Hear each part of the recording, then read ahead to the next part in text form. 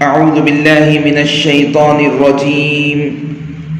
بسم الله الرحمن الرحيم. قال الله تبارك وتعالى وتزودوا فإن خير الزاد التقوى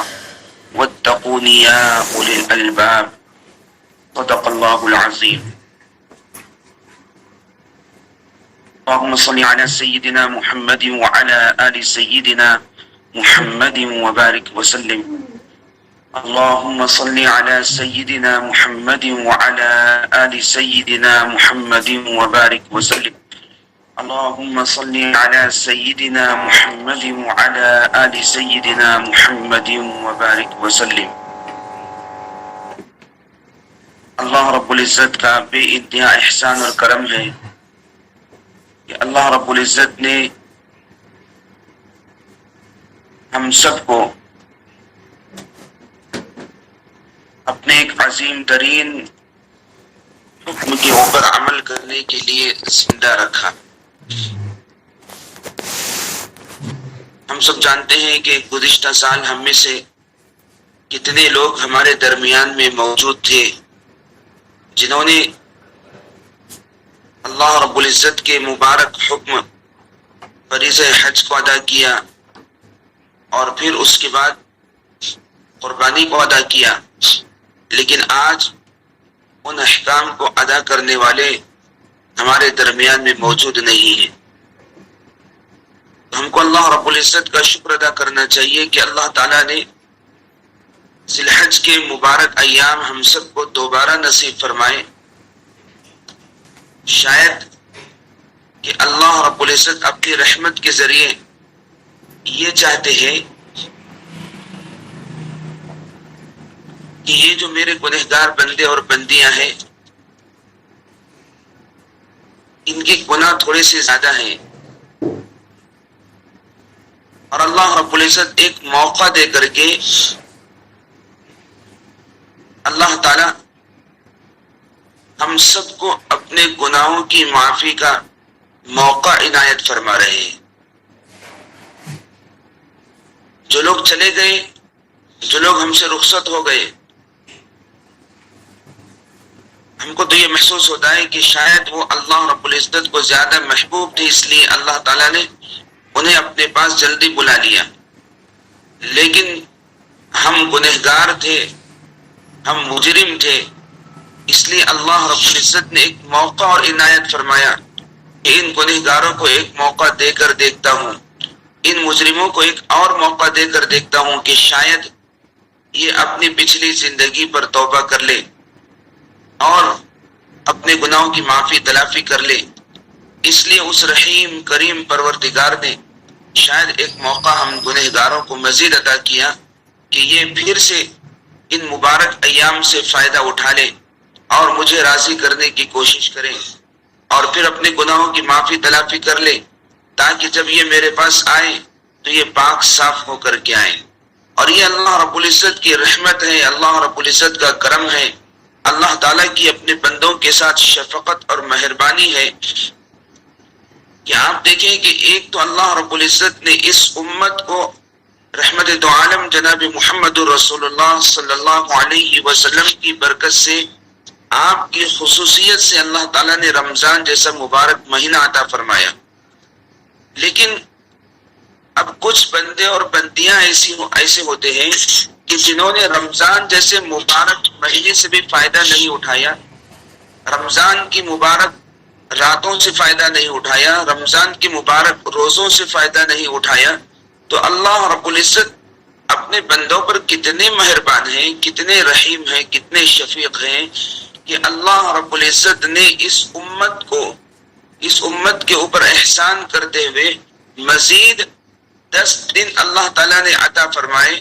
10 راتیں اللہ رب العزت نے عطا فرمائی، 9 دن اللہ تعالیٰ نے عطا فرمائے کہ اگر کوئی رمضان المبارک کے مہینے سے فائدہ نہیں اٹھایا،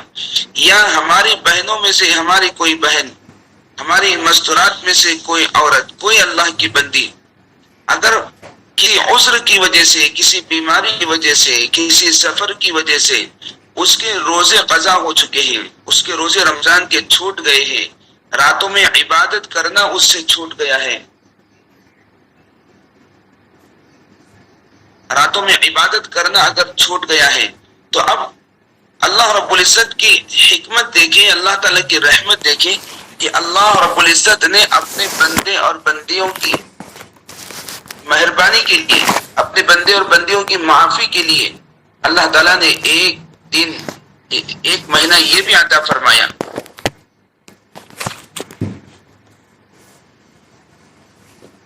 تھوڑا سا وقف کریں۔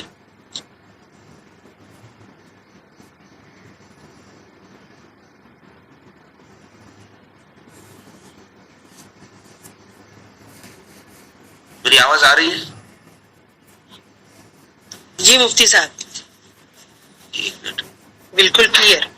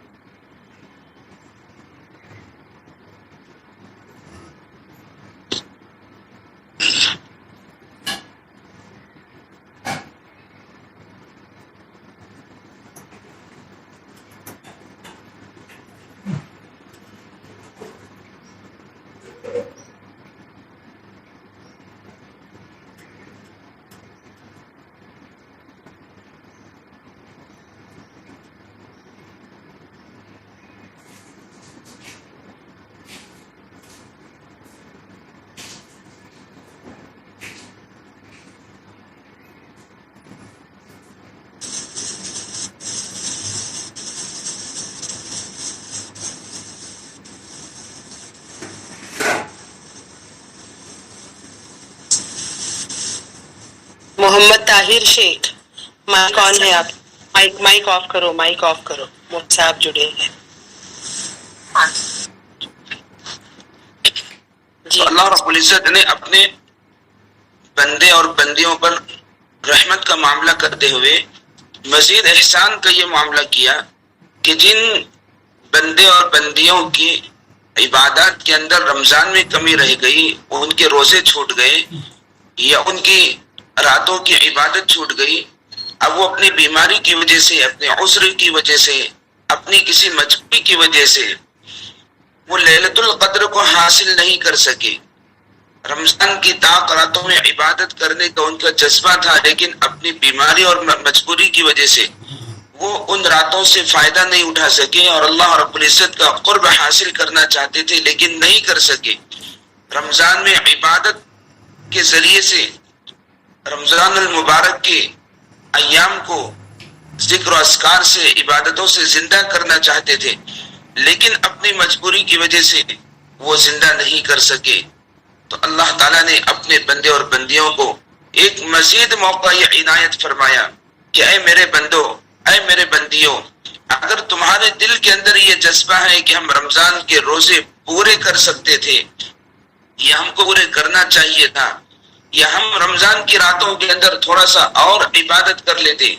تھوڑا سا اور جاگ جاتے، تھوڑا سا اور جو ہے اللہ رب العزت کو راضی کرنے کی کوشش کرتے،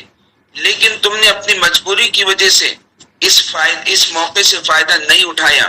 تو تم کو افسوس کرنے کی ضرورت نہیں ہے، تم کو حسرت کرنے کی ضرورت نہیں ہے، رنجیدہ ہونے کی ضرورت نہیں ہے۔ اگر حقیقت میں تمہارے دل کے اندر جذبہ ہے اور تم یقینی طور پر اللہ رب العزت کو راضی ہی کرنا چاہتے ہیں، تو میرے بندے اور بندیوں، آؤ میں تمہیں ایک موقع اور عنایت کرتا ہوں، ایک موقع تم کو اور دیتا ہوں کہ تم ان ذی الحج کی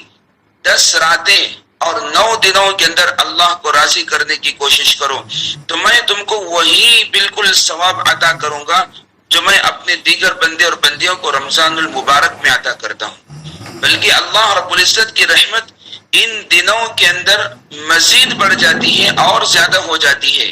اب آپ کہیں گے کہ یہ کیسے ہو سکتا ہے کہ رمضان کا مہینہ تو یہ برکتوں والا مہینہ، رمضان کا مہینہ تو رحمتوں والا مہینہ، رمضان کا مہینہ تو وہ مہینہ ہے کہ الذی انزل فیہ القرآن، کہ جس کے اندر اللہ رب العزت نے قرآن مجید کو نازل کیا، ہدی للناس، جو ساری انسانیت کے لیے ہدایت کا ذریعہ ہے۔ تو یہ کیسے ہو سکتا ہے کہ یہ دن جو ہے زیادہ رحمتوں والے ہوں، زیادہ برکتوں والے ہوں؟ یقیناً یہ آپ کا سوال درست ہے، لیکن آپ ذرا قرآن مجید کے اندر تھوڑا سا غور کریں تو آپ کو پتا چلے گا کہ اللہ رب العزت نے رمضان کے مہینے کو یقیناً مبارک بنایا۔ رمضان کے ایک ایک ساعت کو، ایک ایک لمحے کو اللہ رب العزت نے رحمت والا ضرور بنایا، اور اللہ کی رحمت اپنے بندوں کی طرف متوجہ ضرور ہوتی ہے۔ رمضان کے ہر دنوں میں بے شمار جہنمی لوگ جہنم سے آزاد کر دیے جاتے ہیں، لیکن ان تمام فضیلتوں کے باوجود رمضان کی فضیلتیں ساری کی ساری ایک طرف، لیکن ان 10 راتوں کی جو فضیلت ہے اور ان 10 راتوں کے اندر 9 دنوں کی جو فضیلت ہے، اللہ رب العزت نے رمضان کو تو رحمتوں والا ضرور بنایا، لیکن اللہ تعالیٰ نے رمضان المبارک کی قسم نہیں کھائی، اور ان 10 راتوں کی اللہ رب العزت نے قسم کھائی۔ اگر اس سے زیادہ رمضان المبارک کی اگر عظمت ہوتی، رمضان المبارک کی اگر جو ہے برکتیں ہوتی، رمضان المبارک کی اگر رحمتیں ہوتی، تو پھر اللہ رب العزت رمضان کی قسم کھاتے، ان 10 راتوں کی قسم نہیں کھاتے۔ اور آپ نے اس سے پہلے بھی سنا ہے، حدیث کے اندر اللہ کے نبی صلی اللہ علیہ وسلم نے ارشاد فرمایا، اللہ رب العزت جب بھی قسم کھاتے ہیں تو بہت زیادہ عظمت والی چیز کی جو ہے قسم کھاتے ہیں، محتم بشان چیز کی جو ہے قسم کھاتے ہیں۔ تو اللہ رب العزت نے رمضان المبارک کو چھوڑ کر کے ان 10 راتوں کی قسم کھائی، گویا کہ یہ معلوم ہوا کہ رمضان المبارک سے زیادہ فضیلتیں ان 10 راتوں کی ہے۔ اور عجیب بات ہے کہ اللہ رب العزت نے رمضان المبارک کے آخر کے عشرے کے اندر ایک لیلۃ القدر کو رکھا، ایک مبارک رات کو رکھا، اور اللہ کے نبی صلی اللہ علیہ وسلم نے بھی یہی فرمایا، فیہ لیلۃ، کہ اس میں ایک رات ایسی ہے، تنزل الملائکہ، کہ جس کے اندر فرشتے نازل ہوتے ہیں، اللہ رب العزت کی طرف سے اعلان کیا جاتا ہے، ندا لگائی جاتی ہے کہ حل من مستغفر فاغفر له، کہ ہے کوئی مغفرت طلب کرنے والا کہ میں اس کی مغفرت کر دوں، کہ حل من مبتلا فاعافیہ، ہے کوئی تکلیف کا اور پریشانی کا مارا کہ میں اس کو عافیت عطا کر دوں، حل من مستمرض فاشفع له، کہ ہے کوئی بیمار، ہے کوئی پریشان حال بیماریوں کا مارا کہ میں اس کو شفا دے دوں۔ تو یہ تو اللہ کی طرف سے ندا اس ایک رات میں لگائی جاتی ہے، لیکن قربان جائے اللہ رب العزت کی ذات پر اور جناب محمد رسول اللہ صلی اللہ علیہ وسلم کی ذات اقدس پر اور آپ کی رحمت پر، کہ اللہ کے نبی صلی اللہ علیہ وسلم نے ارشاد فرمایا کہ اے میرے امتیوں، اے اللہ کے بندے اور بندیوں، اگر تم نے رمضان المبارک کے اندر اپنی کسی مجبوری کی وجہ سے، اپنی کسی غفلت اور کوتاہی کی وجہ سے، اپنی کسی پریشانی کی وجہ سے اگر تم نے لیلۃ القدر کو حاصل نہیں کر سکے، لیلۃ القدر کو نہیں پایا، تو تمہیں افسوس کرنے کی ضرورت نہیں ہے۔ اللہ رب العزت نے اس امت کو ایک خاص موقع اور عنایت فرمایا کہ اس عشرے کی راتوں کے اندر عبادت کرنا، ایک رات اگر تم عبادت کرو گے تو تم کو لیلۃ القدر میں عبادت کرنے کا ثواب عطا کروں گا۔ اب آپ اندازہ لگائیں یہ اللہ کی کتنی بڑی رحمت ہے، یہ اللہ کی طرف سے کتنی بڑی شان کریمی ہے کہ رمضان کا مہینہ جو گزر گیا، اور رمضان میں تو ایک رات اللہ تعالیٰ نے رکھی ہے، لیکن ان 10 راتوں کی عظمت اور فضیلت کو دیکھیے، ان 10 راتوں کا مقام اور مرتبہ دیکھیے کہ ان راتوں کی ہر رات میں اگر جو ہے کوئی عبادت کرے گا، اللہ تعالیٰ اس کو لیلۃ القدر میں عبادت کرنے کا ثواب عطا فرمائیں گے۔ وہاں تو 10 راتوں کے اندر اس کو تلاش کرنا ہے، 10 راتوں کی طاق راتوں میں تلاش کرنا ہے، اور 5 طاق راتوں میں سے کون سی رات کے اندر لیلۃ القدر ہوگی اس کو بھی جو ہے متعین نہیں کیا گیا، اس کو بھی مخفی رکھا گیا، لیکن یہاں پر 10 راتوں کی قسم کھا کے اور پھر احادیث کے ذریعے سے رحمت دو عالم صلی اللہ علیہ وسلم کی مبارک زبان کے ذریعے سے اس بات کی خوشخبری اور بشارت دے کر کے اللہ تعالیٰ نے اپنے بندے اور بندیوں کو اپنی طرف آنے کی دعوت دی کہ اگر تمہارے دل کے اندر حقیقت میں لیلۃ القدر کے اندر جو ہے عبادت کرنے کا جذبہ موجود ہے تو تم ان 10 راتوں سے فائدہ اٹھاؤ، ان 10 راتوں کو زندہ کرو، ان 10 راتوں کے اندر عبادت کرو اور اللہ رب العزت سے مانگو، یقیناً اللہ تعالیٰ تمہیں وہ سب کچھ عطا کریں گے جو اللہ تعالیٰ اپنے بندے اور بندیوں کو رمضان المبارک کی لیلۃ القدر میں عطا کرتے ہیں، مبارک رات میں عطا کرتے ہیں۔ اور قربان جائے اللہ کے نبی صلی اللہ علیہ وسلم پر، اللہ کے نبی صلی اللہ علیہ وسلم ارشاد فرماتے ہیں یقیناً رمضان کا روزہ اگر کوئی جان بوجھ کر کے اگر چھوڑ دیتا ہے، رمضان کا روزہ کوئی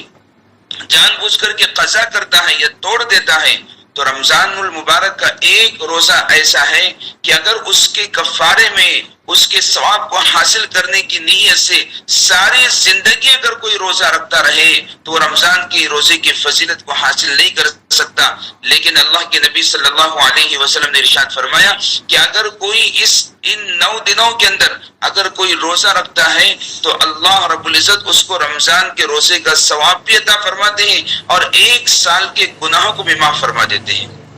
کتنی بڑی فضیلت اللہ کے نبی صلی اللہ علیہ وسلم نے ان راتوں کی اور ان دنوں کی بیان فرمائی ہم گنہگار بندے اور بندیوں کے لیے۔ اب اس سے زیادہ افسوس کی بات اور کیا ہو سکتی ہے کہ ہم ان راتوں کے اندر ان راتوں کو غفلت کے ساتھ گزار دیں اور ان دنوں کو غفلت کے ساتھ گزار دیں، کوئی عبادت کے اندر جو ہے ہمارے اضافہ نہ ہو، ہم وہی روٹین کے اوپر موجود رہیں جو ہمیشہ روزانہ ساری زندگی جس روٹین کے اوپر موجود ہوتے ہیں۔ میرے عزیزوں، میرے مائیں اور بہنیں، اگر اللہ رب العزت نے ہم کو یہ موقع عطا کیا ہے، یہ سمجھے کہ گویا اللہ رب العزت نے ہم کو دوبارہ رمضان عطا کیا ہے، دوبارہ رمضان جیسا جو ہے موقع ہم کو عطا کیا ہے، تو اگر رمضان میں ہم سے بھول ہو گئی، رمضان میں ہم سے کمی ہو گئی، رمضان میں ہم سے کوتاہی ہو گئی، تو ہم ان 10 راتوں سے اور 9 دنوں سے ہم جو ہے فائدہ اٹھائیں اور پھر اللہ رب العزت کی شان دیکھیں، جس طرح سے اللہ تعالیٰ نے رمضان المبارک کے اندر روزے کی عبادت کو رکھ کر کے رمضان کو فضیلت عطا فرمائی، رمضان کی شان کے اندر اضافہ کیا، بالکل اسی طرح سے اللہ رب العزت نے اس مہینے کے اندر 2 عبادتیں خاص طور سے رکھی۔ ایک عبادت تو عاشقوں کی عبادت جس کو کہا جاتا ہے اور وہ ہے حج۔ اللہ کے نبی صلی اللہ علیہ وسلم نے ارشاد فرمایا الحج علی عرفہ، کہ حج تو عرفہ کے اندر قیام کرنے کا نام ہے، وقوف کرنے کا نام ہے۔ اور اللہ کے نبی صلی اللہ علیہ وسلم نے ارشاد فرمایا کہ الحج یہدم ان الحج یہدم ما کان قبلہ، کہ انسان جب حج کرتا ہے تو حج کرنے کی وجہ سے اس کے پچھلے تمام گناہ معاف ہو جاتے ہیں۔ بالکل ایسے ہی کہ جیسے انسان رمضان کے روزے رکھتا ہے، راتوں کے اندر عبادت کرتا ہے اور رمضان کی خوشی کے اندر جب وہ عید کی نماز ادا کرتا ہے اور عید کی نماز ادا کر کے جب وہ اپنے گھر کی طرف واپس لوٹتا رہتا ہے تو فرشتے ندا لگاتے ہیں اور اللہ رب العزت فرماتے ہیں کہ فرشتوں اعلان کر دو کہ میں نے اپنے ان بندوں کی مغفرت فرما دی، میں نے اپنے ان بندوں کو معاف کر دیا کہ جنہوں نے دن کے اندر روزہ رکھ کر کے مجھے خوش کرنے کی کوشش کی اور راتوں کو جاگ کر کے میرے سامنے کھڑے ہو کر کے مجھے خوش کرنے کی کوشش کی۔ تو آج ان کا انعام اور ان کا جو ہے ثواب یہی ہے کہ میں نے ان کے تمام گناہوں کو معاف کر دیا۔ بالکل اسی طرح سے اس مہینے کے اندر جب اللہ کے بے شمار بندے اور بندیاں اپنا گھر بار چھوڑ کر، اپنے سارے ضرورتوں کو چھوڑ کر، اپنی ساری مصروفیتوں کو چھوڑ کر، اپنے بیوی بچوں کو چھوڑ کر، نہ جانے کن کن جو محبوب لوگوں کو چھوڑ کر، محبوب غذاؤں کو چھوڑ کر، 2 سفید چادریں پہن کر کے اللہ رب العزت کے محبوب اور دیوانے بن کر کے اللہ رب العزت کے گھر حاضر ہوتے ہیں، وہاں کا طواف کرتے ہیں، صفا میں جو ہے مروہ کی سعی کرتے ہیں اور پھر اس کے بعد منی مزدلفہ جاتے ہیں، عرفات جاتے ہیں اور پھر عرفات سے واپس منی آتے ہیں اور پھر دیوانے بن کر کے شیطان کو پتھر مارتے ہیں اور شیطان کو پتھر مارنے کے بعد اپنا سب کچھ قربان کرنے کے جذبے سے اللہ رب العزت کے سامنے قربانی پیش کرتے ہیں اور پھر اپنی خوبصورتی کو ختم کرتے ہوئے اپنے بالوں کا حلق کرتے ہیں، نذرانہ پیش کرتے ہیں اور پھر اللہ رب العزت کے سامنے عاجزی کرتے ہیں کہ پروردگار کہ آپ نے جو کچھ ہم کو عطا کیا یہ ہمارا نہیں ہے، یہ سب کچھ آپ کا ہی ہے، ہم نے آپ کے حکم کے اوپر ہم نے اپنے مال کو قربان کر دیا، اپنے خوبصورت بالوں کو قربان کر دیا۔ اگر آپ کا حکم ہوگا کہ اگر تم اپنی جانوں کا نذرانہ پیش کر دو، اے میرے ہمارے پروردگار ہم اپنی جانوں کے نذرانے کو پیش کرنے کے لیے بھی تیار ہیں، لیکن بس ہم ان سب سے آپ کو راضی کرنا چاہتے ہیں، آپ کو خوش کرنا چاہتے ہیں اور آپ کی مغفرت چاہتے ہیں۔ تو اللہ رب العزت نے جس طرح سے رمضان کی خوشی کے اندر روزہ رکھنے والوں کو، تراویح پڑھنے والوں کو جس طرح سے عید کی خوشی عطا فرماتے ہیں اور سارے گناہوں کی بخشش فرماتے ہیں، بالکل اسی طرح سے اللہ کے نبی صلی اللہ علیہ وسلم ارشاد فرماتے ہیں کہ جس نے حج کیا اور کوئی غلط کام نہیں کیا، کوئی گناہ والا کام نہیں کیا، اللہ کو ناراض کرنے والا کوئی عمل نہیں کیا، جب وہ حج کر کے لوٹتا ہے تو اللہ رب العزت اس کو اس طرح سے گناہوں سے پاک صاف کر کے لوٹاتے ہیں، واپس کرتے ہیں جیسے آج ہی وہ اپنی ماں کے پیٹ سے جنا ہے، اپنی ماں کے پیٹ سے پیدا ہوا ہے۔ جس طرح سے ایک چھوٹا بچہ پیدا ہوتا ہے تو اس کے اوپر گناہ کا کوئی داغ نہیں ہوتا، گناہ کا کوئی دھبا نہیں ہوتا، نہ اس کے اوپر بد نظری کا گناہ ہوتا ہے، نہ غیبت کرنے کا گناہ ہوتا ہے، نہ جھوٹ کا گناہ ہوتا ہے، نہ کینہ کا، حسد کا گناہ ہوتا ہے، نہ کانوں سے غلط بات سننے کا گناہ ہوتا ہے۔ وہ ہر طرح کے چھوٹے بڑے بڑے تمام گناہوں سے پاک ہوتا ہے۔ بالکل اسی طرح سے حج کرنے والا بھی تمام گناہوں سے پاک صاف ہوتا ہے۔ تو اللہ رب العزت نے اپنی اس مبارک حج کی عبادت کے لیے اس مہینے کا سلیکشن کیا، انتخاب کیا، تو معلوم یہ ہوا کہ جن ایام کے اندر اللہ رب العزت نے حج کی عبادت رکھی ہے، تو ذرا غور کریں کہ وہ ایام، وہ راتیں اللہ رب العزت کے نزدیک کتنی زیادہ فضیلت والی ہوں گی، کتنی زیادہ محبوب ہوگی۔ اور پھر اللہ تعالیٰ خود ارشاد فرماتے ہیں ان دنوں کے تعلق سے، وَيَذْكُرُ اسْمَ اللَّهِ فِي أَيَّامٍ مَعْلُومَاتٍ، کہ ان متعین اور چند دنوں کے اندر اللہ کو خوب یاد کرتے رہو، اللہ کو خوب ذکر کرتے رہو۔ انسان تو نماز کے ذریعے سے جو ہے اللہ کا ذکر کرتا ہے، قرآن کے ذریعے سے اللہ کا ذکر کرتا ہے، تسبیحات کے ذریعے سے اللہ کا ذکر کرتا ہے، درود شریف کے ذریعے سے ذکر کرتا ہے، اور جو ہے کلمہ اور استغفار کے ذریعے سے جو ہے اللہ رب العزت کا ذکر کرتا ہے۔ ان سب کے باوجود اللہ تعالیٰ فرماتے ہیں کہ وَيَذْكُرُ اسْمَ اللَّهِ فِي أَيَّامٍ مَعْلُومَاتٍ، ان چند متعین دنوں کے اندر خوب اللہ کو یاد کرو۔ وَاذْكُرُ اسْمَ اللَّهِ فِي أَيَّامٍ مَعْدُودَاتٍ، دوسری جگہ اللہ رب العزت نے فرمایا کہ اللہ تعالیٰ کو ان چند دنوں کے اندر جو ہے اللہ کو خوب یاد کرو۔ تو معلوم یہ ہوا کہ کئی جگہوں پر اللہ رب العزت ان دنوں کے اندر اللہ کو خوب یاد کرنے کا جو ہے حکم ارشاد فرما رہے، کہ گویا معلوم یہ ہوتا ہے کہ کچھ تو کوئی خاص بات ہوگی، کوئی تو اہمیت ہوگی کہ جس کے بارے میں اللہ تعالیٰ جو ہے بار بار یہ فرما رہے۔ عام دنوں کے اندر تو اللہ تعالیٰ نے فرمایا یا ایھا الذین آمنوا اذکروا اللہ ذکرا کثیرا، کہ ایمان والو تم اللہ کو خوب یاد کرو، وسبحوہ بکرۃ واصیلا، صبح بھی یاد کرو اور رات میں بھی یاد کرو۔ اسی طرح سے وَاذْكُرْ رَبَّكَ كَثِيرًا وَسَبِّحْ بِالْعَشِيِّ وَالْإِبْكَارِ، کہ اپنے پروردگار کو خوب یاد کرو اور صبح شام اس کی تسبیح بیان کرو۔ اور پھر اس کے بعد اسی طرح سے اللہ تعالیٰ نے فرمایا وَاذْكُرُوا اللَّهَ كَثِيرًا لَعَلَّكُمْ تُفْلِحُونَ، کہ جب جمعہ کی نماز سے تم فارغ ہو جاؤ تو تم زمین کے اندر پھیل جاؤ۔ فَإِذَا قُضِيَتِ الصَّلَاةُ فَانتَشِرُوا فِي الْأَرْضِ وَابْتَغُوا مِن فَضْلِ اللَّهِ، اور اللہ کے فضل کو تلاش کرو۔ وَاذْكُرُوا اللَّهَ كَثِيرًا لَعَلَّكُمْ تُفْلِحُونَ، اور اللہ کو خوب یاد کرو تاکہ تم کامیاب ہو جاؤ۔ یا ایھا الذین آمنوا اذا لقیتم فئة فاثبتوا واذکروا اللہ کثیرا لعلکم تفلحون، اے ایمان والو جب تمہاری دشمنان اسلام سے تمہارا سامنا ہو جائے، تمہاری مدبھیڑ ہو جائے، تو تم ثابت قدم رہو اور اللہ کو خوب یاد کرو تاکہ تم یہاں پر بھی کامیاب ہو جاؤ۔ تو ہر جگہ اللہ رب العزت نے کثرت سے یاد کرنے کا حکم ارشاد فرمایا، لیکن جب یہ دن آئے تو ان دنوں کے اندر اللہ تعالیٰ نے خاص ان دنوں کو یاد کر کے جو ہے اللہ کا ذکر کرنے کا حکم دیا۔ وَاذْكُرُوا اسْمَ اللَّهِ فِي أَيَّامٍ مَعْلُومَاتٍ، کہ ان چند دنوں کے اندر، ان متعین دنوں کے اندر اللہ کو خوب یاد کرو۔ معلوم یہ ہوا کہ یہ دن اللہ تعالیٰ کو خاص طور سے یاد کرنے کے دن ہے، اللہ تعالیٰ کو یاد رکھنے کے دن ہے۔ اور پھر اسی طرح سے ان دنوں کے بارے میں اللہ رب العزت نے ارشاد فرمایا وَتَزَوَّدُوا فَإِنَّ خَيْرَ الزَّادِ التَّقْوَىٰ، کہ اگر کوئی اپنی موت کے بعد کے سفر کے لیے کوئی تیاری، کوئی توشہ لینا چاہتا ہے، اس لمبی زندگی، ہمیشہ رہنے والی زندگی کے لیے اگر کوئی توشہ لینا چاہتا ہے تو اس کو چاہیے کہ وہ توشہ لے لے، وہ تزودو، توشہ اختیار کر لے۔ انسان کی عادت ہے کہ جب وہ چھوٹے موٹے سفر کے اوپر نکلتا ہے تو وہ اپنی ضرورت کے لیے، اپنی بھوک پیاس کو دور کرنے کے لیے کچھ نہ کچھ توشہ سفر ساتھ لیتا ہے، کچھ نہ کچھ اپنے ساتھ میں رکھتا ہے، چاہے وہ بسکٹ ہو، چاہے وہ جو ہے تھوڑا سا نمکین ہو، چاہے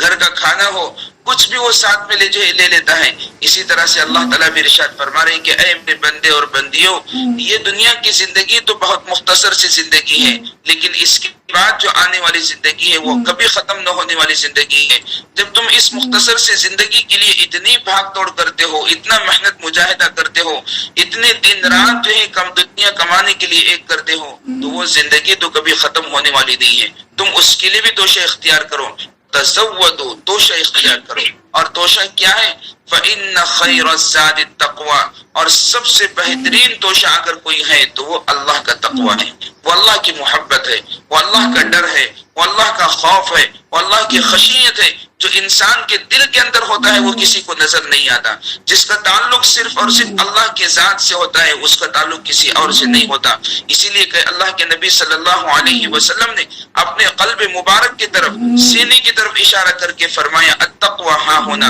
التقوی ہاں ہونا، التقوی ہاں ہونا، کہ تقوی یہاں ہوتا ہے، تقوی یہاں ہوتا ہے. تو یہ تقوی جو ہے یہ دل کے اندر ہوتا ہے. جب انسان کے دل کے اندر اللہ کی محبت آ جائے، اللہ کا ڈر آ جائے، اللہ کا خوف آ جائے، تو پھر اس کے دل کی کیفیت الگ ہوتی ہے، اس کی زندگی گزارنے کی کیفیت الگ ہوتی ہے. اس کی زندگی کے اندر جو ہے نیک اعمال کی لذت الگ ہوتی ہے. اور جب بھی وہ کوئی عمل کرتا ہے تو اللہ کی محبت میں ڈوب کر کے کرتا ہے. اور جب انسان اللہ کی محبت میں ڈوب کر کے جو ہے کوئی عمل کرنے لگتا ہے، خاص طور سے ان دنوں کے اندر، تو اللہ رب العزت کا ایک حکم اور ہماری طرف جو ہے متوجہ ہوتا ہے. اور اللہ تعالیٰ فرماتے ہیں فَصَلِّ لِرَبِّكَ وَانْحَرْ، کہ تم اپنے پروردگار کے لیے، اپنے رب کے لیے نماز پڑھو اور قربانی کرو. تو جب انسان کے دل کے اندر اللہ کی محبت آ گئی، اللہ کا تقوی آ گیا، اللہ سے ملنے کا جذبہ آ گیا، اللہ کے نام پر قربان کرنے کا جذبہ آ گیا، تو اللہ تعالیٰ فرماتے ہیں کہ اے میرے بندے، میرے لیے نماز پڑھو اور میرے لیے قربانی کرو. یہ بھی اللہ رب العزت کی عجیب جو ہے عبادت ہے، اللہ کا عجیب حکم ہے. اور کیسا رحیم پروردگار ہے کہ اس پروردگار کے رحمت کے اوپر نہ جانے کیا کیا قربان کر دیں. اللہ رب العزت جو ہے اپنے بندوں پر کتنا شفیق ہے، کتنا رحیم ہے. کیسے اس کی رحمت کو بیان کیا جائے کہ انسان جب جانور کی قربانی کرتا ہے تو عجیب حکم ہے، عجیب بات ہے. تھوڑا سا غور کرنے کی ضرورت ہے کہ اللہ رب العزت قربان کرنے کا حکم دے رہے. اللہ تعالیٰ قربانی کے جانور کے گوشت کو کھانے کا حکم دے رہے. کلو واشربو، کہ کھاؤ اور پیو، ولا تسرفو، اور جو ہے اسراف مت کرو، ضائع مت کرو، خوب کھاؤ اور خوب پیو. یا ایھا الرسول کلوا من الطیبات واعملوا صالحا، کہ اے رسولوں کی جماعت پاکیزہ چیزیں کھاؤ اور نیک عمل کرو. معلوم ہوا کہ جب انسان پاکیزہ چیزیں کھاتا ہے تو نیک عمل کی توفیق بھی ہوتی ہے. تو قربانی ایک انسان کے قلبی جذبے کا نام ہے، انسان کے قلبی محبت کا نام ہے، انسان کے اندر کے تقوی کا نام ہے. انسان کس جذبے کے ساتھ قربانی کرتا ہے، کس محبت کے ساتھ قربانی کرتا ہے. وہ جانور ہم ذبح کر رہے ہیں، جانور کا گوشت ہم کھا رہے ہیں، گوشت کی لذتیں ہم اڑا رہے ہیں، گوشت کے مزے ہم لے رہے ہیں، لیکن خوشی اللہ کو ہو رہی ہے. اللہ اکبر! کیا کیسا عجیب جو ہے حکم ہے اور کیسا رحیم پروردگار ہے کہ لذتیں بندے اڑائے اور خوشی پروردگار محسوس کرے. اللہ اکبر! ذرا غور کریں کہ کیسا عجیب ترین حکم ہے. لیکن میرے عزیزو، میرے مائیں اور بہنیں، یاد رکھیں کہ انسان ہر جگہ مال قربان کرنے میں، مال خرچ کرنے کے اندر جو ہے سخاوت جو ہے دکھاتا ہے، لیکن اللہ کے حکم پر مال خرچ کرنے میں یہاں پر بخیلی کرتا ہے. جبکہ یہاں سب سے زیادہ اس کو سخاوت کرنی چاہیے، سب سے زیادہ اس کو جو ہے اپنے دل کے جذبے کو پیش کرنا چاہیے. لیکن یہاں آ کر کے ہماری عقل ماری جاتی ہے، بلکہ شیطان ہماری عقلوں کے اوپر پردہ ڈال دیتا ہے اور یہاں پر انسان کے دل کے اندر عجیب عجیب وسوسے پیدا کرتا ہے کہ کیا ضرورت ہے اتنا مہنگا جو ہے جانور لینے کی، کیا ضرورت ہے اتنا مہنگا حصہ لینے کی. شیطان یہاں پر کیا کرتا ہے؟ دل کے اندر بات ڈالتا ہے. کل ایک جو ہے ہماری بہن نے ایک عجیب بات پوچھی کہ بھائی قربانی کا حصہ تو جو ہے 2000 میں بھی مل رہا ہے، 2500 میں بھی مل رہا ہے، اور آپ کے پاس حصہ جو ہے نا 6,000 میں مل رہا ہے، 5,000 میں مل رہا ہے. تو انسان جب اپنی ضرورت کے لیے موبائل خریدتا ہے تو کتنے کا موبائل خریدتا ہے؟ انسان جب موبائل خریدتا ہے تو کتنے کا خریدتا ہے؟ آج اگر ہمارا موبائل جو ہے اللہ نہ کرے کہ صبح کے وقت میں گم ہو جائے، دوپہر کے وقت میں گم ہو جائے، تو شام نہیں ہوتی اس سے پہلے ہزاروں کا موبائل انسان خرید لیتا ہے، اور اگر جیب میں پیسہ نہ ہو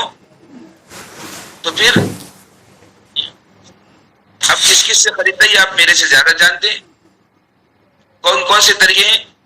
اور پھر ہفتے سے خریدے گا، وہ کیا ای ایم آئی کیا ہے، وہ بجاج فائنانس سے خریدے گا، نہ جانے کون سی اسکیموں سے خریدنے کی کوشش کرے گا. انسان اپنی ضرورت کے لیے کتنی اسکیموں کو تلاش کرتا ہے، لیکن اللہ کے حکم پر عمل کرنے کے لیے کوئی اسکیم تلاش نہیں کرتا. کتنے افسوس کی بات. اور اللہ کے حکم پر جو ہے عمل کرنے کے لیے سستی چیز دیکھتا ہے، ہلکی چیز دیکھتا ہے، اور اپنی ذات پر خرچ کرنے کے لیے اعلیٰ سے اعلیٰ چیز دیکھتا ہے. تو کل ہماری ایک بہن کہنے لگی کہ یہ مولانا لوگوں کو سمجھنا چاہیے کہ بھئی یہ ہلکے جانوروں کے اندر، کمزور جانوروں کے اندر، سستے جانوروں میں مجھے قربانی کراتے ہیں. بولے افسوس ہونا چاہیے تمہاری عقل کے اوپر. میں نے کہا کہ جب تم کپڑے خریدنے جاتے ہو بازار کے اندر تو کس کی پسند کے کپڑے خریدتے ہو؟ اپنی پسند کے کپڑے خریدتے ہو یا مولانا کی پسند کے کپڑے خریدتے ہو؟ میں نے پوچھا کہ جب موبائل لینے کے لیے جاتے ہو تو کس کی پسند کا خریدتے ہو؟ اپنے پسند کا خریدتے ہو یا مولانا کی پسند کا موبائل خریدتے ہو؟ جب کسی جیولری کی دکان کے اندر زیورات خریدنے کے لیے جاتے ہو تو مولانا کی پسند کے زیورات خریدتے ہو یا اپنی پسند کے زیورات خریدتے ہو؟ تو کہنے لگے کہ نہیں، اپنی پسند کا خریدتے ہیں. تو قربانی کے جانور میں عقل کہاں چلی جاتی ہے؟ اپنی پسند کا کیوں نہیں خریدتے؟ قربانی کے جانور کے اندر جو ہے کوشش یہ کرتے ہیں کہ 2000 والا حصہ مل جائے، 2500 والا حصہ مل جائے، 3000 والا حصہ مل جائے، چاہے وہ جانور جو ہے مرا ہوا ہو یا مرنے کو آیا ہو. ایسا جانور کہ جو اپنے پیروں پر کھڑا نہیں ہو سکتا، ایسا جانور کہ جو چل کر کے جو ہے چر نہیں سکتا، ایسے جانوروں کی قربانی کرتے ہیں. یعنی جیسے وہ ہمارے بڑے پہلے کہا کرتے تھے مرا ہوا مرغا اللہ کے نام، کہ جو جانور بالکل مرنے کے لیے آتا ہے تو اب کیا کہتے ہیں کہ اس کو قربانی کے لیے جو ہے ذبح کر دو، قربانی کے لیے اس کو استعمال کرو. تو یہ ہمارے عقل یہاں ہم سمجھ میں آتا ہے کہ انسان کے دل کے اندر اللہ سے کتنی محبت ہے، اللہ کا کتنا جذبہ ہے. جب انسان کے دل کے اندر اپنے محبوب کی محبت ہوتی ہے تو اپنے محبوب کے لیے سب کچھ قربان کرنے کے لیے تیار ہو جاتا ہے.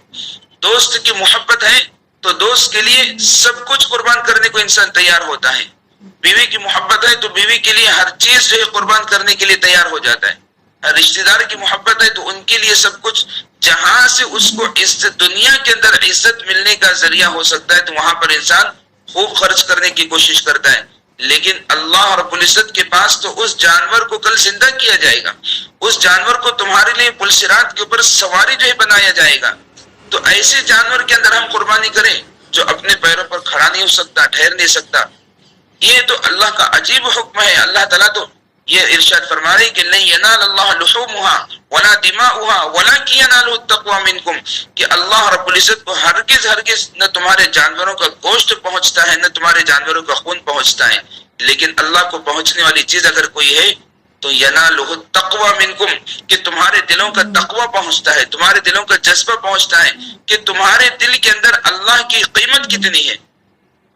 تمہارے دل کے اندر اللہ کی محبت کتنی ہے، تمہارے دل کے اندر اللہ کے حکم کی قیمت کتنی ہے، وہ جذبہ اللہ کو پہنچتا ہے. تو میری مائیں اور بہنیں، میرے عزیزوں، ہم تھوڑا سا غور کریں کہ اللہ رب العزت کی حکم کی قیمت ہمارے دل کے اندر کیا ہے. گوشت تو ہم استعمال کر رہے ہیں، گوشت کی لذتیں تو ہم اڑا رہے ہیں، لیکن خوشی میرے پروردگار کو ہو رہی ہے، خوشی میرے رب کو ہو رہی ہے. یہ ایسا کریم اور رحیم پروردگار ہم کو پھر کہاں ملے گا؟ اور پھر میرے عزیزو، جب اللہ نے زندگی دی ہے اور پھر یہ سنہرا موقع ہم کو عطا کیا ہے، اتنا عظیم ترین موقع عطا کیا ہے کہ پتہ نہیں پھر آئندہ سال یہ موقع ہم کو نصیب ہو نہ ہو، یہ قربان عبادت کرنے کا ثواب ملے یا نہ ملے، ہمارے پاس مال ہو یا نہ ہو. لیکن آج اگر اللہ تعالیٰ نے ہم کو جو ہے مال عطا کیا ہے تو ہم کو ضرور قربانی کرنا چاہیے. ہم اللہ کے نبی صلی اللہ علیہ وسلم کی سیرت کو پڑھیں، اللہ کے نبی صلی اللہ علیہ وسلم کی زندگی کو پڑھیں. کبھی اللہ کے نبی صلی اللہ علیہ وسلم کے پاس اتنا مال نہیں رہا کہ جس مال کی وجہ سے اللہ کے نبی پر قربانی واجب ہو گئی.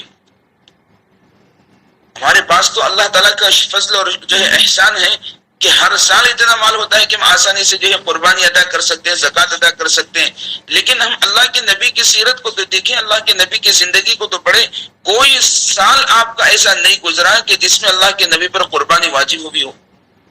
آپ کی زندگی تو فاقوں سے گزرا کرتی تھی،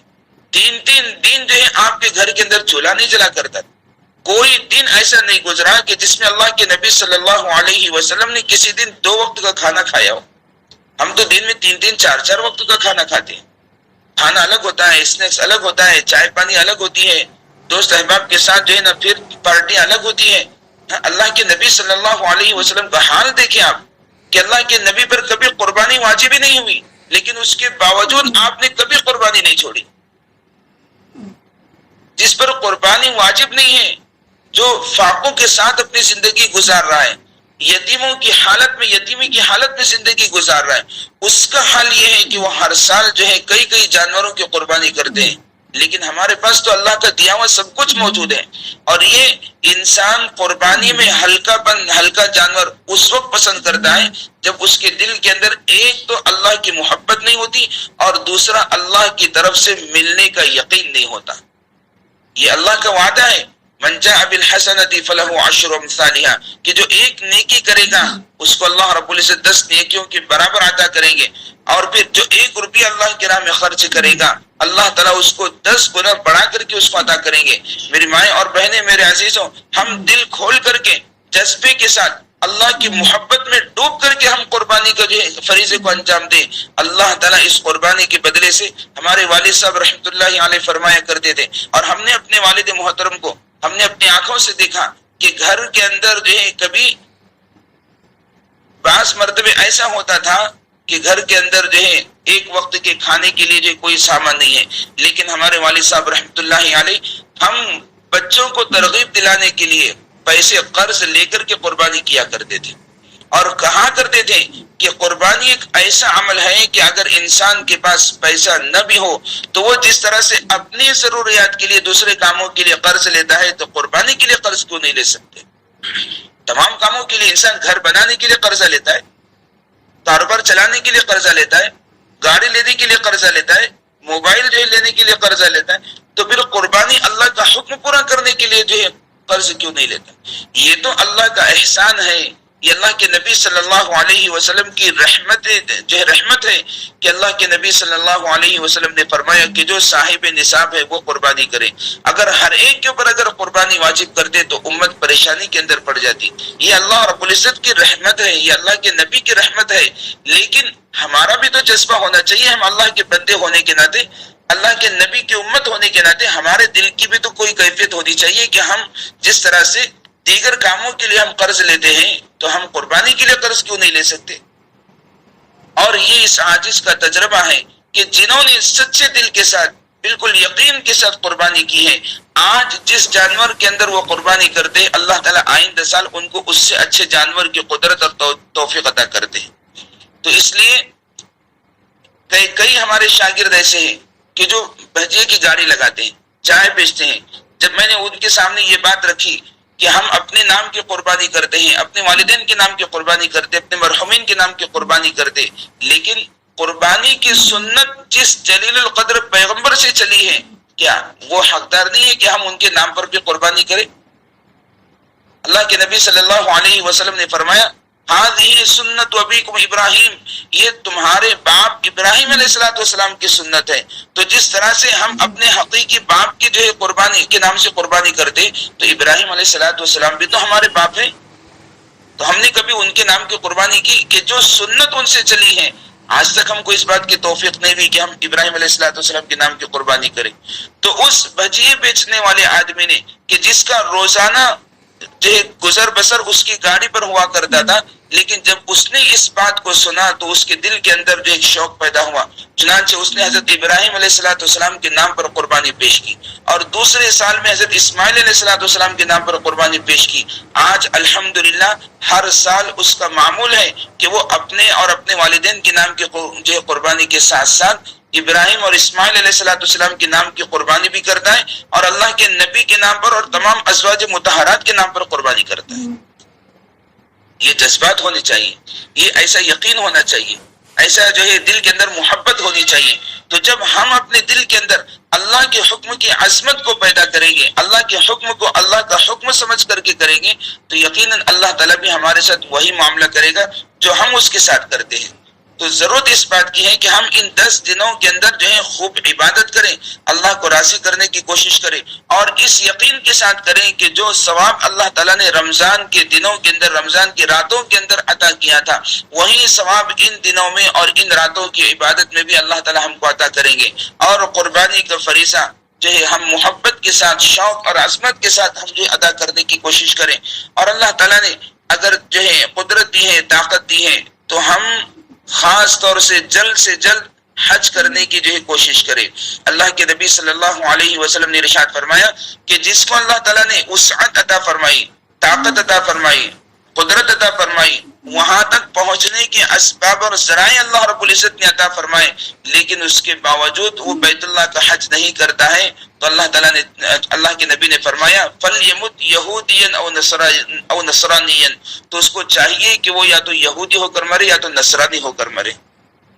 اور پھر قربانی کے بارے میں اللہ کے نبی صلی اللہ علیہ وسلم نے ارشاد فرمایا مَنْ وَجَدَ سَعَةً ان یضحی فلم یضحی فلا یقربن مصلانا, کہ جس کو اللہ تعالیٰ نے اتنی وسعت عطا فرمائی کہ وہ آسانی کے ساتھ قربانی کر سکتا ہے, لیکن اس کے باوجود اگر وہ قربانی نہیں کرتا ہے, تو اللہ کے نبی نے فرمایا کہ ایسے انسان کو چاہیے کہ وہ ہماری عیدگاہ کے قریب بھی نہ آئے,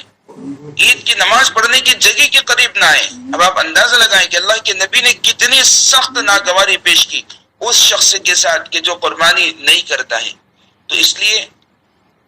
ہم کو چاہیے کہ ہم ضرور جو ان ایام کے اندر قربانی کریں, اور اگر یہاں کسی وجہ سے اگر نہیں کر سکتے تو آج اسباب بہت اچھے جو ہے اللہ تعالیٰ نے پیدا فرمائے ہیں کہ انسان یہاں نہیں تو کسی اور جگہ پر جو ہے کسی کو اپنی قربانی کا وکیل بنا کر کے بھی جو ہے قربانی کرا سکتے ہیں, قربانی کر سکتے ہیں, اور کم سے کم جو ہے قیمت کے اندر بھی جو ہے قربانی کر سکتے ہیں. زیادہ سے زیادہ اللہ تعالیٰ نے دیا ہے تو اعلیٰ جانوروں کے اندر بھی قربانی کر سکتے ہیں. تو اگر ہم میں سے کوئی اگر یہ چاہتا ہے کہ ہم اپنے مقام پر اگر قربانی نہ کرتے ہوئے کسی اور جگہ قربانی کا کسی کو وکیل بنا کر کے اگر قربانی کرنا چاہیں, تو الحمدللہ اللہ تعالیٰ نے اس عاجز کے پاس ایسے بھی اسباب رکھے ہیں کہ ہم باہر جو ہے جہاں غریب اور مفلس لوگ جو ہے, نادار لوگ, آج آسام کے اندر, بنگلہ دیش کے اندر ایسے حالات ہیں لوگوں کے کہ سیلاب کی وجہ سے کہ جو روز جو ہے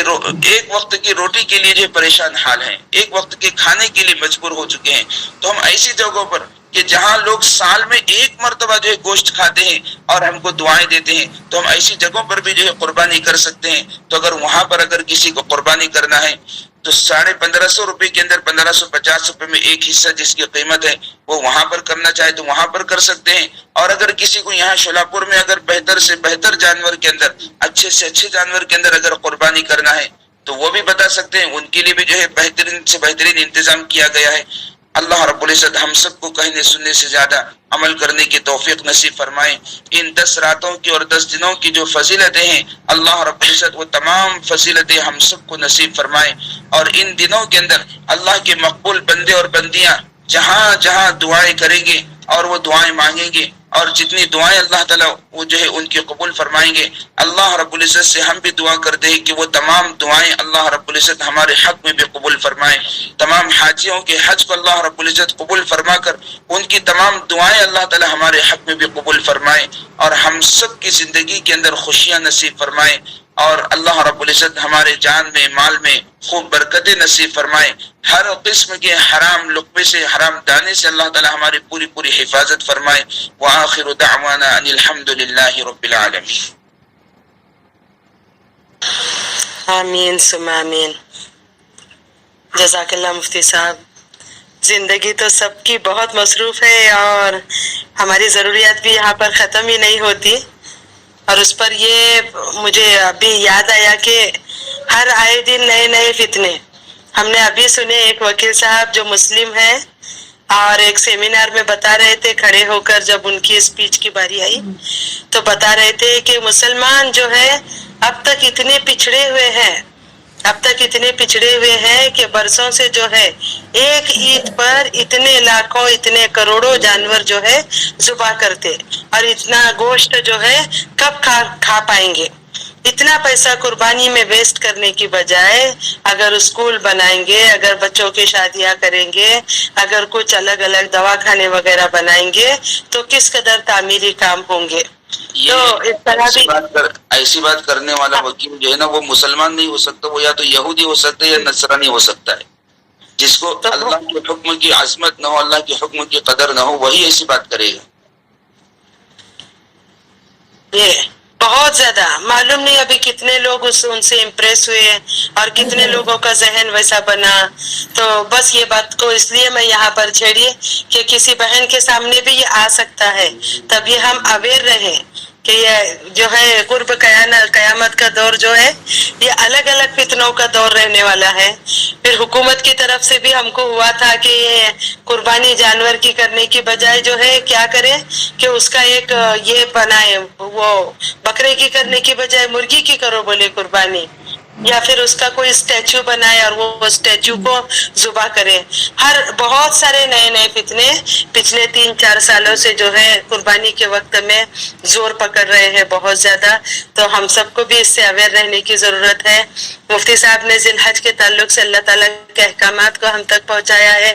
اللہ کے نبی محبوب سرکار دو عالم صلی اللہ علیہ وسلم کی سنتوں سے ہمیں روشناس فرمایا, ورنہ ہم بھی غفلت میں پڑے رہتے. قربانی آتی, ہم بھی قربانی کرتے, لیکن ہماری قربانیاں اتنی جاندار نہیں رہتی کیونکہ وہ جذبہ, وہ خلوص ہمارے اندر نہیں رہتا. انشاءاللہ یہ جو 10 راتیں ہیں, 9 دن ہے جو ہے, ہم پورا ایک ایک لمحہ انشاءاللہ ہم اس کو اللہ کی رضا میں خرچ کرنے والے بنیں گے اور اپنی ہر عبادت اللہ کی رضا کی خاطر پورے اخلاص کے ساتھ ہم کرنے کی اس کو کوشش کریں گے ضرور. اور مفتی صاحب تکبیرات کا بھی بہت زیادہ اہمیت ابھی سے ہے نا, یا پھر وہ صرف آخری ایام میں؟ نہیں, ان دنوں کے اندر شروع سے ہی کرنا چاہیے تاکہ آخری ایام میں کرنے کی عادت پڑ جائے. ورنہ ابھی سے اگر اس کو شروع نہیں کریں گے تو پھر جو ہے نا آخری دنوں میں چھوٹنے کا اندیشہ رہتا ہے. تو اس لیے ابھی سے کثرت کے ساتھ تکبیر جو ہے پڑھتے رہے اور تیسرا کلمہ خاص طور سے پڑھتے رہے. جی جزاک اللہ خیر کثیرا مفتی صاحب,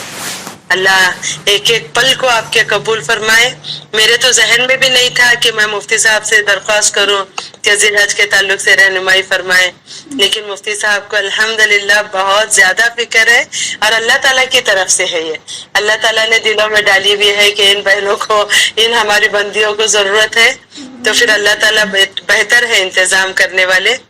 اور اللہ کا احسان ہے, اللہ کی جو ہدایات ہے ہم تک پہنچی ہے آپ کے ذریعے, اللہ بہت زیادہ اجر عظیم آپ کو عطا فرمائے.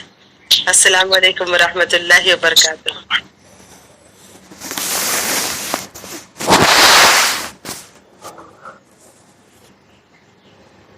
اچھا, اب ہم جو ہے یہاں پر وقت ہے سمیہ اپنے کو کتنا ہے, یہ 6:53 7 منٹ ہے. ہاں جی, پھر آگے کنٹینیو کرنے کی بجائے کر لیں گے. یہ کیسے تکبیرات کے بھی الفاظ ہم پڑھ کر پھر لیفٹ ہوں گے. جی اللہ پڑھاتے, آپ پڑھاؤ نا سمیہ. جی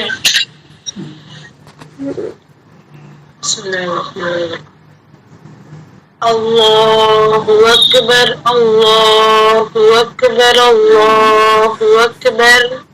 لا الہ الا اللہ واللہ اکبر وللہ الحمد. اللہ اکبر کبیرا والحمد للہ کثیرا وسبحان اللہ بکرۃ وأصیلا. اللہ اکبر اللہ اکبر اللہ اکبر وللہ الحمد. ایک ہی یاد ہے آپ کو؟ جی, اس کے الفاظ اگر ہم اتنے بھی یاد رکھیں, اللہ اکبر لا الہ الا اللہ, اللہ اکبر وللہ الحمد, اللہ اکبر اللہ بہت بڑا ہے, اللہ سب سے بڑا ہے. لا الہ الا اللہ, اللہ کے سوائے کوئی معبود نہیں. واللہ اکبر, اور اللہ بڑا ہے. اللہ اکبر, اللہ بڑا ہے. وللہ الحمد, تمام تعریفیں اللہ کے لیے ہیں. یہ بالکل ہم معنی کو دھیان میں رکھ کر رات دن کھانا بناتے ہوئے اور جھاڑو لگاتے ہوئے, ہمارے کچھ بھی کاروبار کرتے ہوئے, کہیں باہر جا رہے آ رہے, ہم رات دن ہم معمول بنائے. اگر گھر میں مائیں عمل کرتی تو بچے بھی ضرور عمل کرتے. اور تکبیرات کے ساتھ اب بھی مفتی صاحب نے بتائے سوم کلمہ سبحان اللہ والحمد للہ ولا الہ الا اللہ واللہ اکبر ولا حول ولا قوت الا باللہ. آپ چاہیں آگے کا پڑھو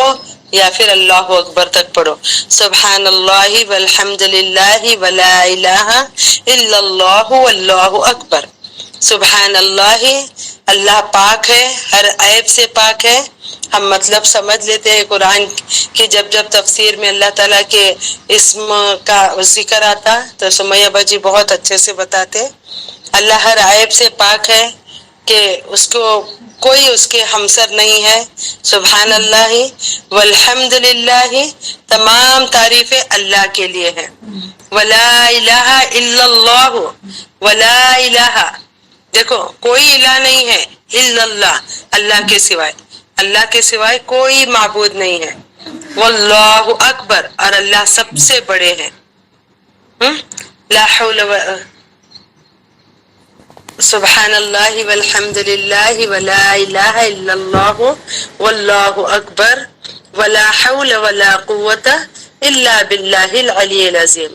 اور کوئی نیکی کرنے کی طاقت اور برائیوں سے بچنے کی طاقت اللہ کے حکموں کے بغیر ہمارے اندر نہیں ہے, ہمارے اندر وہ طاقت نہیں ہے.